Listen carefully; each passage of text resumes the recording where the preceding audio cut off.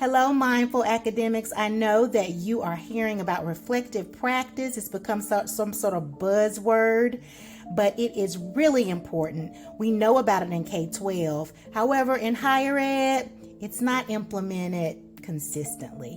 So I created this tool, the Professors Week in Review, which is a journal for weekly reflections on the higher ed experience, and I'm going to walk you through it. Let's walk through. This is the hardback. But stay to the end because I have a little surprise for you. So here's the journal. Gives you lots of space to write. And you have some pages for you to get started, to get your mind right. Everything's about mindset. And so you see here it says week 1. It's going to give you 16 weeks with 9 prompts. Yes, 9 prompts. So this is a guided journal. You don't have to just randomly write. And so the first question is your wins. What went well this week? Let's start with something good. Your approaches. How did you communicate this week? How well did you facilitate this week? And if you've watched my videos, you know facilitate means to make learning easy or easier. So you're going to write about your teaching practices here. That's called reflective teaching.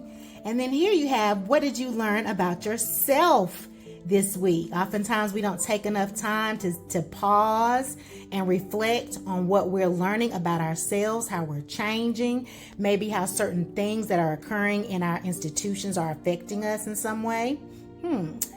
Whatever you want to write there about what you learned about yourself, if you do this every week for 16 weeks, it will blow your mind.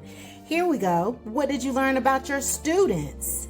Some of us say, oh, I've been teaching this course for 20 years, 10 years. I teach this course every semester. This is my 7th year. This is my 10th year. That's all well and good. But guess what? Students are changing. Times are changing. Circumstances, events affect our students in many ways. In the book Teaching College talks about that a lot. And so are you teaching to the students you had before, or are you teaching to the students you have now? So you should be collecting data on what you're learning about the group of students that you have this coming semester. And you can do that right here every single week. Lots of space. Right here, your concerns. Are there any issues that are bothering you on any level in higher ed that you want to just get off your chest? All right, or in your institution specifically, all right, or your classroom. And then your action plan, because once you have written all of this out, you're going to come to yourself and say, there's some things I want to continue doing, and there's some things that I want to do differently. The research shows that this is an important practice. Reflective teaching requires that you think about what you're doing well and what you might need to change. But this might also have something to do with how you interact in a committee, or maybe you're giving of yourself too much for a certain, area or a certain task or a certain project, and you need to manage your time or anything. What will you continue doing, and what will you strive to do differently? Okay, then you might need some help with that. So this area gives you a list that you can write down. Maybe you need a mentor to come in to help you with your teaching. Maybe you want to go observe someone. Maybe you want to co-write an article with someone, or co-author an article with someone. Maybe there's you want to be on a committee, or there's something that you have an idea or anything like that. So you think about what kind of resources you need, what type of programs you need. Maybe you want to go to a conference. Maybe there's you want to get in contact with your teaching and learning center about some things. You have a plan that you are focused on each and every week regarding your higher ed experience. Then we're going to end the last prompt with gratitude, because no matter what happened in these pages up here, something good happened to you, and it's happening to you and for you. All right, so that you have that for 16 weeks. Okay, so now I have this sticky note so we can flip to the last 2 sections. So then there's a section called the semester, where you can reflect on the semester. So closing the semester, we want to talk about that. What did you gain from committing to journaling each week? And several questions about that. Okay, new semester hopes. You're going to jot down your hopes and desires for the upcoming semester. little visualization type of activity, little scripting type of activity if you like that.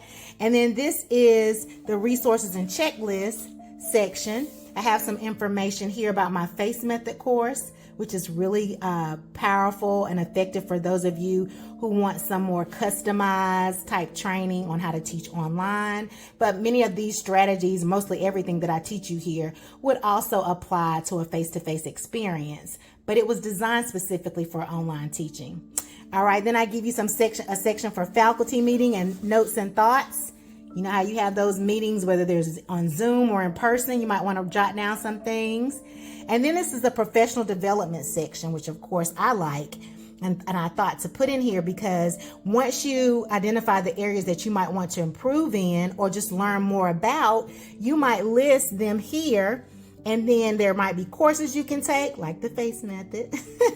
There might be workshops or conferences you could attend. There might be an organization that you want to join, a professional organization. All right, and then of course your research section. This is where you can initially maybe jot down some topics or issues that concern you and why, the funding you might need, the possible purpose statements, research questions, hypotheses, objectives, all of this. Okay, so you can jot those things down this semester. And then committee meetings. You know about those committee meetings. I have some questions to ask you here or some information you might want to include. How you feel about being on this committee, the resources and or support that the committee needs, strengths of the committee, the areas that need improvement. I started reading from the bottom up, didn't I? Okay, so I gave you 2 pages for that. And then hopefully you know I'm more than 2 committees. And then how are you doing? If you were to sum up everything, how are you doing? I'm actually in the next edition going to put this page after as part of each week. But I didn't want to overwhelm you with too much to think about.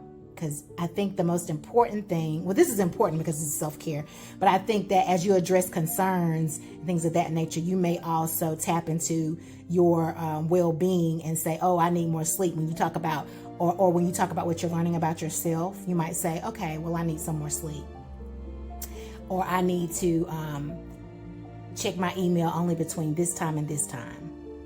Or perhaps I don't need to react to such and such, you know, those kinds of things. So you will be in tap with your well-being each week by asking yourself, what are you learning about yourself or what issues are concerning to you? Now, this is the hard copy, like I said. I also have the paperback copy. The paperback copy comes with, this is the paperback copy, okay? It comes with this beautiful pen to get you started. This one comes from my publisher. The hardback is on Barnes & Noble, okay? So this is what I'm going to do if you're watching this in 2025, in July or August. I have a challenge coming out called the Mindful Academic Challenge.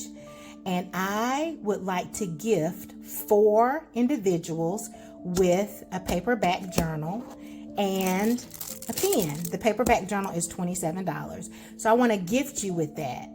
Okay. And so I'm going to look in the description and you'll see where you can click on the description. And if you're one of the first 4 people, you can get this journal for free with the pen. But this is the deal. If you don't think you're going to experiment and try this for 16 weeks, please do not accept the journal, because this particular giveaway, I'd like to have a testimonial about the experience, whether it was good or bad, how you fit it into your schedule, or whatever you want to share. But you have to actually commit to journaling, commit to reflective practice. And I'm going to help you with that through the free Mindful Academic Challenge, where you're going to get an email every week to encourage and inspire you and remind you. And we're also going to have co-writing sessions on Saturdays at 12 if you want to come and just set that time aside to write.